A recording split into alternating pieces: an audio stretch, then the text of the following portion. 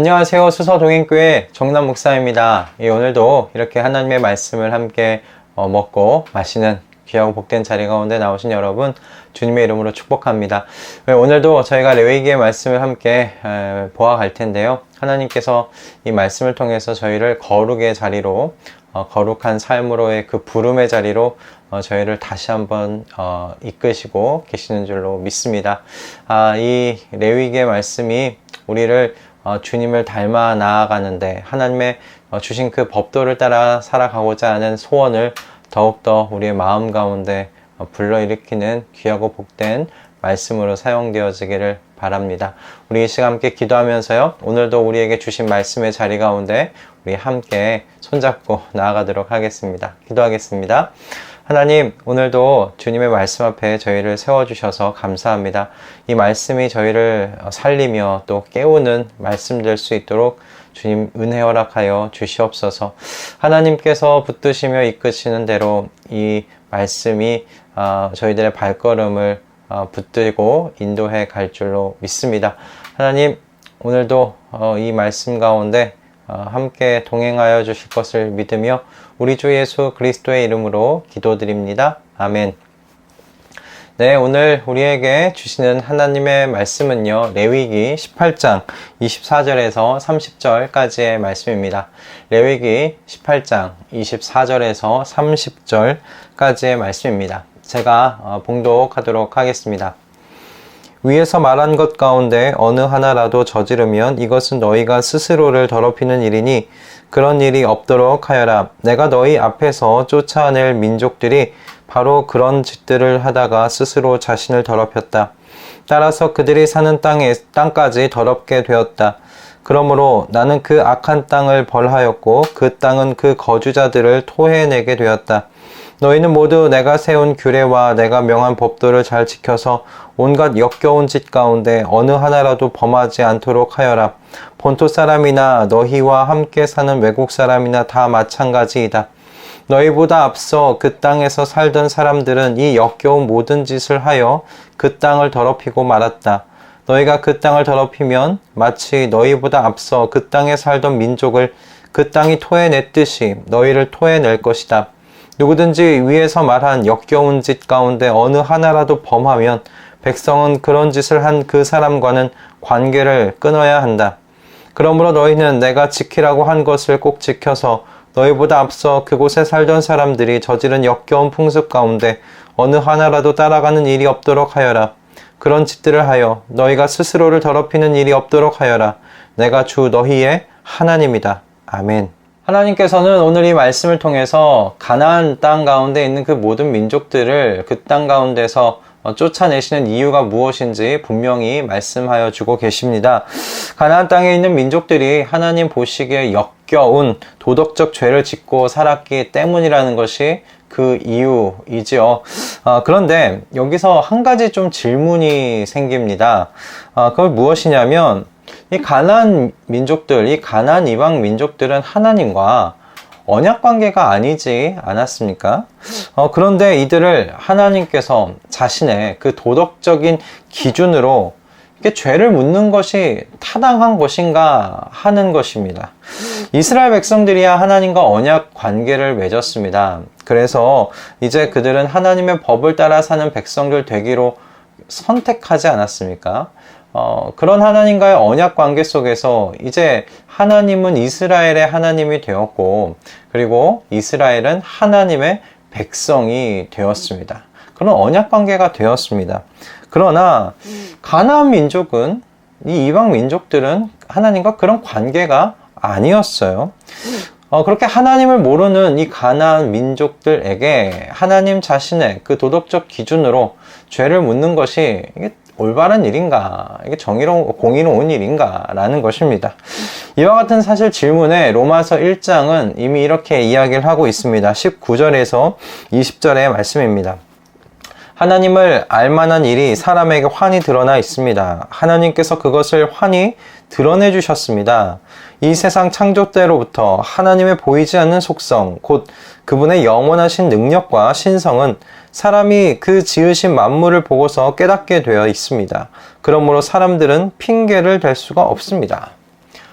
그러니까 하나님께서는요, 자신을 아무도 못 보게 꽁꽁 숨겨 놓으시는 그런 하나님이 아니셨다는 겁니다. 즉, 가나안 민족들도 하나님이란 존재를 분명히 알 수 있었다라는 것입니다.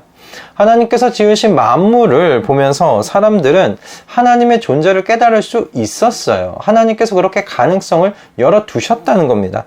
그래서 어떤 사람도 마지막 심판대 앞에서 하나님 앞에 핑계댈 수 없게 하셨다는 것이 로마서 1장에서 하나님께서 하시는 말씀입니다. 이처럼 하나님께서는 사람들 가운데 자신을 드러내셨어요. 숨기지 않으셨어요. 그렇다면 자신을 드러내시는 이 하나님, 자신을 드러내신 이 하나님께서 이스라엘 백성들에게 법을 주셨듯이 이방 사람들에게도 그럼 법을 주셨는가? 이방 사람들에게는 아무런 그럼 법도 주시지 않으셨는가? 뭐 이런 질문들 우리가 가질 수 있겠습니다. 이방 사람들에게 하나님께서 법을 주셨는가? 그 질문에 로마서 2장은 이렇게 답하고 있습니다. 그들의 양심에 하나님께서 율법이 요구하는 바를 적어 놓으셨다라고 그렇게 로마서 2장에서 말하고 있어요. 14절과 15절의 말씀입니다. 율법을 가지지 않은 이방 사람이 사람의 본성을 따라 율법이 명하는 바를 행하면 그들은 율법을 가지고 있지 않아도 자기 자신이 자기에게 율법이 됩니다. 그런 사람은 율법이 요구하는 일이 자기의 마음에 적혀 있음을 드러내 보입니다. 그들의 양심도 이 사실을 증언합니다. 그들의 생각들이 서로 고발하기도 하고 변호하기도 합니다. 이건 무슨 말씀입니까? 하나님께서 그 양심 가운데 하나님의 법, 그 율법이 요구하는 바를 적어 놓으셨다는 거예요. 그리고 하나님께서 그렇게 마음 가운데 하나님의 그 율법이 요구하는 바를 적어 놓으셨다는 그 사실을 양심이 증언해주고 있다라고 그렇게 하나님께서 말씀하고 계십니다. 그러니까 하나님께서는 사람을 창조하시면서요, 그 사람의 양심 안에, 그 사람의 그러니까 마음 안에 하나님의 법, 그 법이 요구하는 바를 기록해 놓으셨다는 거예요. 그리고 양심이 그것을 증언해주고 있다라는 것입니다. 그러므로 하나님께서 사람의 이 마음에 적어 놓으신 하나님의 이 도덕 기준을 따라서, 하나님의 법을 따라서 이 가나안 민족을 가나안 민족의 죄를 물으시고 계시는 겁니다. 그래서 하나님께서는 하나님의 법과 규례까지 준 이스라엘 백성들에게 오늘 이 말씀을 통해서 분명히 경고하시는 거예요. 가나안 민족들과 같이 그와 같은 역겨운 죄에 너희는 짓지 말라는 것입니다.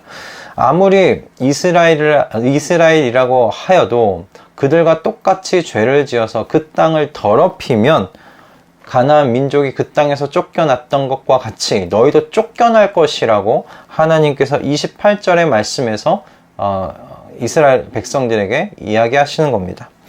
너희가 그 땅을 더럽히면 마치 너희보다 앞서 그 땅에 살던 민족을 그 땅이 토해냈듯이 너희를 토해낼 것이다. 땅이 토해내는 것이겠습니까? 하나님이 그들을 쫓아내시는 겁니다. 그 땅을 더럽힌 그 민족을 그 땅에서 지금 쫓아내고 계시는 겁니다. 이 말씀을 통해서 오늘 분명하게 하나님께서 이스라엘 백성들에게 이야기하시는 것은 그들이 특혜를 받기 위해서 하나님께서 선택하셨다는 뭔가 그런 특혜를 받기 위해서 그들이 하나님의 부름을 받은 것이 아니라는 사실입니다. 그들은 무엇의 부름을 받았는가? 새로운 삶으로의 부름을 받았어요. 거룩한 삶을 살기 위해 부름을 받았다라는 말씀입니다. 앞에서 말씀드렸듯이 여러분, 거룩한 삶은요, 하나님의 명령과 규례와 법도에 충성하는 삶이 거룩한 삶입니다. 다시 말씀드리겠습니다. 레위기 말씀 속에서 하나님께서 하시는 말씀하시는 거룩한 삶이란 하나님의 규례와 하나님의 법도에 충성하는 삶입니다. 그것이 거룩한 삶입니다. 이스라엘에게 이런 삶이 없으면 가나안 민족과 이집트 민족과 똑같은 삶을 그래서 산다면 이스라엘 백성들은 존재의 이유를 잃게 되는 것입니다. 이 땅 가운데 이스라엘 백성이 존재할 이유가 없어요. 이집트 사람과 똑같이 사는데, 가나안 민족과 똑같이 사는데 이스라엘 백성들이 왜 존재해야 합니까? 그럴 필요가 없지요. 거룩의 삶으로 부름을 받았기 때문에 이스라엘 백성들의 존재의 이유가 있는 것입니다. 만약 그렇지 않다면 이스라엘 앞서 살던 민족을 그 땅에 토해냈듯이 이스라엘 백성도 토해낼 것이다. 하나님께서 말씀하십니다. 하나님께서는 예수 그리스도를 통해서 저와 여러분을 구원하신 이유도 하나님의 나라를 선물로 주시기 위함만은 아니다 라고 저는 그렇게 생각합니다. 이 레위기의 말씀 그대로 적용해 보자면요, 로마서 8장 4절의 말씀은 이렇게 되어 있죠. 육신을 따라 살지 않고 성령을 따라 사는 우리로 하나님께서 무엇 하시려고요? 율법이 요구하는 바를 이루게 하시려고 우리를 구원하셨다라는 것입니다. 저희를 죄에서 저희를 죄에서 구원하셨다는 거예요. 그러나 하나님께서 이스라엘 백성들에게 하나님이 누구이신지 그렇게 알려주시지도 않은 채 이렇게 하나님의 법도를 따라 살라고 지금 강제하고 계신 것은 여러분 아닙니다. 하나님께서는 이스라엘 백성들에게 거룩의 삶으로 너희가 부름받았어 라고 말씀하시기 전에 은혜가 무엇인지를 알게 하셨어요. 은혜가 먼저라는 사실입니다, 여러분. 그렇지 않습니까? 이스라엘 백성들이 거룩으로 먼저 여러분 부름받지 않았어요. 먼저 경험했던 건 은혜예요. 종살이하던 애굽에서 구원해 주실 때 이스라엘 백성들에게 하나님께서 뭐 요구하신 것도 있으십니까? 아무것도 요구하지 않으셨어요. 그리고 광야 생활 내내 먹을 것과 마실 것을 끊이지 않게 하셨어요. 이스라엘 백성들이 하나님 앞에 죄를 지었을 그 날에도 아침에는 만나가, 저녁에는 메추라기가 그 이스라엘 진영 가운데 내렸어요. 그들의 목마를 때는 하나님께서 광야 가운데 물을 내어 주셨어요. 여러분, 그뿐입니까? 훗날 가나안 땅에 들어가서 정착할 때 이스라엘 백성들은요, 이미 파여져 있는 우물을 사용했고요. 그리고 이미 만들어져 있는 집 안으로 들어가 생활하게 될 예정이었습니다. 하나님께서 여러분 거룩의 삶으로 부르시기에 앞서서 은혜로 이렇게 휘감아 주시는 것, 은혜로 둘러쳐 주시는 것, 그것을 경험하게 하시더라는 것입니다. 하나님의 한량없는 은혜와 사랑을 먼저 알게 해주신다는 겁니다. 그래서 말씀하세요. 오늘 마지막 절에 이와 같은 내가 주 너희의 하나님이다 라고 말입니다. 오늘날 저와 여러분에게도 하나님께서는 동일하게 일하십니다.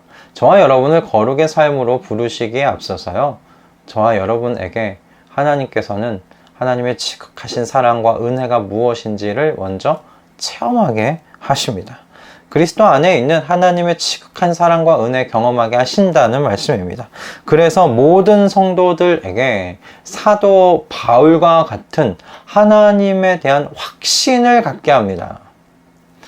사도 바울이 무엇이라고 확신했습니까? 나는 확신합니다. 죽음도 삶도 천사들도 권세자들도 내일도 오늘도 능력도 높음도 깊음도 그 어떤 피조물도 우리 주 예수 그리스도 안에 있는 하나님의 사랑에서 끊을 수 없습니다 라고 확신했습니다. 이 확신이 여러분 안에 있는 줄로 믿습니다. 저와 여러분에게 거룩한 삶을 선택하여 세상의 풍습을 따라 살지 말라고 하신 분이 바로 이 하나님이십니다. 이와 같은 하나님이십니다. 여러분, 주님의 성령께서 이끄시는 대로 하나님의 율법이 요구하는 삶을 선택하며 살아가는 우리가 되십시다. 거룩함을 선택하며 살아가십시다. 다르게 살아가십시다. 분명히 다르게 살면 힘들 겁니다. 고달플 겁니다. 때로는 눈물도 흘릴 겁니다. 그런데요, 현재 우리가 겪는 이 고난은 장차 우리에게 나타날 영광에 견주면 아무것도 아니라고 저는 믿습니다. 사도 바울이 믿었던 것과 같지요.